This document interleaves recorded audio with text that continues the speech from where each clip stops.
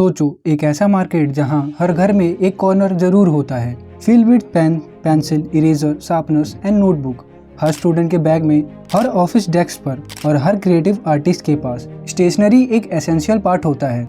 लेकिन जब हम इंडिया के स्टेशनरी मार्केट को देखते हैं तो ये एक साइलेंट एम्पायर है, एक ऐसा बिजनेस जिसका स्केल बहुत बड़ा है लेकिन जिसके बारे में लोग यूजुअली बात करते हैं। इंडिया का स्टेशनरी मार्केट आज के टाइम पे 10,000 करोड़ रुपए से ज्यादा का है और हर साल ये डबल डिजिट से ग्रोथ कर रहा है। School, college, office, arts institution और इवन डिजिटल क्रिएटर्स सभी स्टेशनरी पर डिपेंड करते हैं। पर इंटरेस्टिंग बात यह है कि ये मार्केट हमेशा से अनऑर्गेनाइज्ड और स्कैटर रहा है। देश के हर कोने में एक छोटा लोकल ब्रांड मिलता है जो पेन, पेंसिल, नोटबुक बनाता है, पर नेशनल लेवल पर सिर्फ कुछ ही कंपनियों ने अपनी स्ट्रॉन्ग आइडेंटिटी बनाई है और यही वो कंपनियां थी जो डेकेड तक इंडियन स्टेशनरी मार्केट पर रूल करती रहीं। 90s और अर्ली 20s में अगर कोई इंडियन स्टूडेंट होता तो उसके पेंसिल बॉक्स में कुछ फिक्स नेम मिलते, कैमलिन, नटराज, अप्सरा या रेनॉल्ड्स। ये सिर्फ ब्रांड नहीं थे, ये स्कूल लाइफ के एक इमोशनल पार्ट थे। कैमलिन की इंक बोतल, नटराज की रेड ब्लैक पेंसिल्स, अप्सरा के इरेजर, ये सब नॉस्टैल्जिया क्रिएट करते हैं। इन ब्रांड ने सालों तक मार्केट पर अपना होल्ड बनाए रखा। उनका डिस्ट्रीब्यूशन नेटवर्क स्ट्रॉन्ग था, प्रोडक्ट रिलायबल था और पेरेंट्स का ट्रस्ट भी उनके साथ था। और फिर धीरे धीरे कंपटीशन ग्लोबल लेवल का होने लगा। इंटरनेशनल ब्रांड भी इंडियन मार्केट में एंट्री लेने लगे, पर तब भी इंडियन स्टेशनरी मार्केट का सबसे बड़ा हिस्सा कुछ पुराने देसी प्लेयर के हाथ में ही था। सब कुछ स्टेबल लग रहा था, तभी बैकग्राउंड में एक नया नाम क्वाइटली ग्रो कर रहा था। एक ब्रांड जो फ्यूचर में पूरी गेम बदलने वाला था। उस ब्रांड का नाम था डोम्स। डोम्स की कहानी शुरू होती है गुजरात के एक छोटे से शहर उमरगांव से, जहां 1976 में राकेश रजनी और किशोर रजनी ने एक छोटी सी फैक्ट्री के अंदर अपना सपना जीना शुरू किया। फैक्ट्री एक सिंपल सी जगह थी, छोटी मशीन्स, लिमिटेड रॉ मटेरियल्स और बस कुछ छोटे से स्टाफ्स। उनके पास ज्यादा रिसोर्स नहीं थे और मार्केट में ऑलरेडी स्टेबलाइज्ड ब्रांड जैसे नटराज, अप्सरा डोमिनेट पोजीशन पे थी। लेकिन रजनी ब्रदर्स के अंदर एक अलग जुनून था। उन्होंने हर चैलेंज को एक अपॉर्चुनिटी में बदलने का डिसीजन लिया। मशीन पुरानी थी, सप्लाई चेन वीक थी और रिटेल स्टोर के लिए नए ब्रांड पर ट्रस्ट बनाना मुश्किल था। लेकिन उन्होंने डिसाइड किया कि डोम सिर्फ एक प्रोडक्ट नहीं, एक एक्सपीरियंस बनेगा। हर पेंसिल, इरेजर, शार्पनर एक स्टैंडर्ड सेट करेगा जिस पर स्टूडेंट्स और प्रोफेशनल भरोसा कर सके। शुरुआत में उन्होंने फोकस किया प्रोडक्ट क्वालिटी पर। हर पेंसिल का वुड केयरफुली सेलेक्ट किया गया और ग्रेफाइट और पॉलीमर का इनोवेशन कॉम्बिनेशन यूज किया गया, जिसे पेंसिल स्मूथ लिखती थी, ब्रेक रेजिस्टेंट होती थी और writing experience consistently premium feel देता था। सिर्फ पेंसिल ही नहीं, उन्होंने इरेजर, शार्पनर और कलर पेंसिल में भी इनोवेशन शुरू किया। प्रोडक्ट विजुअली अपीलिंग थे, फंक्शनल और मार्केट के बेसिक ट्रेडिशनल प्रोडक्ट से थोड़ा प्रीमियम फील करते थे। लेकिन उन्होंने समझा कि सिर्फ क्वालिटी काफी नहीं है, ब्रांडिंग भी जरूरी है। पैकेजिंग और प्रोडक्ट डिजाइन को स्टूडेंट और यंग प्रोफेशनल के लिए अट्रैक्टिव बनाया गया। ये अप्रोच उनको मार्केट में स्लोली आइडेंटिफाई करवाना शुरू हुआ।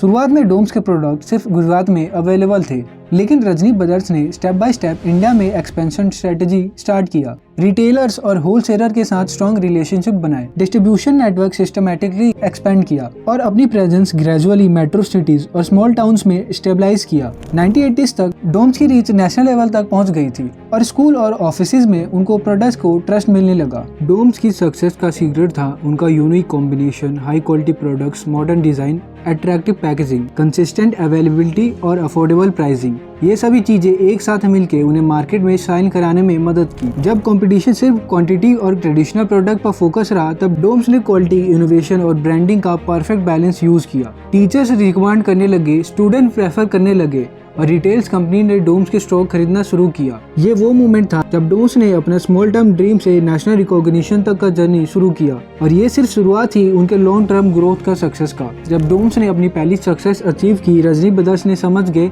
सिर्फ पेंसिल और बेसिक स्टेशनरी प्रोडक्ट से नेशनल प्रेजेंस मेंटेन करना काफी नहीं है।